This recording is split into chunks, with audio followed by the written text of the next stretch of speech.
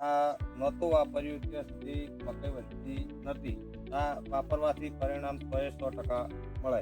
આધુનિક ખેતી અને ખેતી તરફ આગળ વધતા આધુનિક ખેડૂત કે જેઓ હવે નવી નવી ટેકનોલોજી અપનાવતા થયા છે, સાથે સાથે માર્કેટમાં સારી એવી ટેકનોલોજી વાળા યુનિવિયા પ્રોડક્ટો લઈને આવી રહી છે. એવી જ એક યુનિવિયા અમેરિકન જેલ ટેકનોલોજી સાથે લઈને આવ્યું છે સહકાર પ્રો, અને સહકાર પ્રોના અલગ અલગ પાકોમાં અદ્ભુત રિઝલ્ટો મળતા જોવા મળી રહ્યા છે.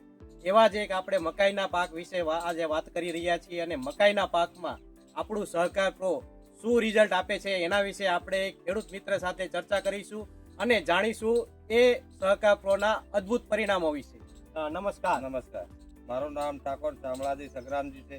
તાલુકો સરસ્વતી, જિલ્લો પાટણ, ગામ વોણા. અચ્છા, આ મકાઈનું વાવેતર તમારે કેટલા દિવસ થયા?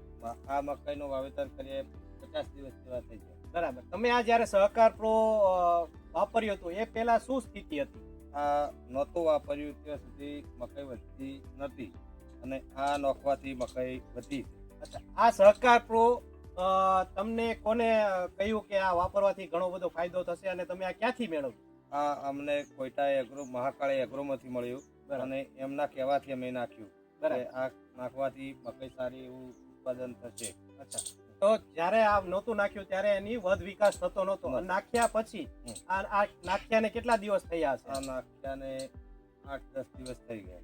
8-10 દિવસમાં જ તમે જોઈ શકો છો ખેડૂત મિત્રો, અદ્ભુત પરિણામ સાથે મકાઈનું વધ પણ સારી દેખાઈ રહી છે, અને ખેડૂતને પણ સંતોષકારક અનુભવ થઈ રહ્યો છે.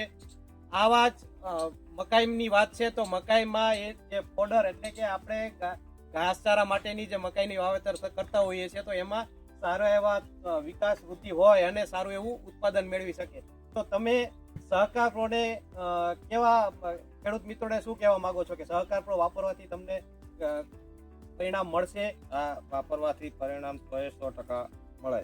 અચ્છા, 100% તમને આમાં તમારું મળ્યું છે, એવા ને એવું તમને બીજા પાકોમાં પણ મળશે. આવી જ રીતે આપણે સહકાર પ્રોના અલગ અલગ પાકો વિશે પણ ખેડૂતોના અભિપ્રાયો જાણીશું. ધન્યવાદ.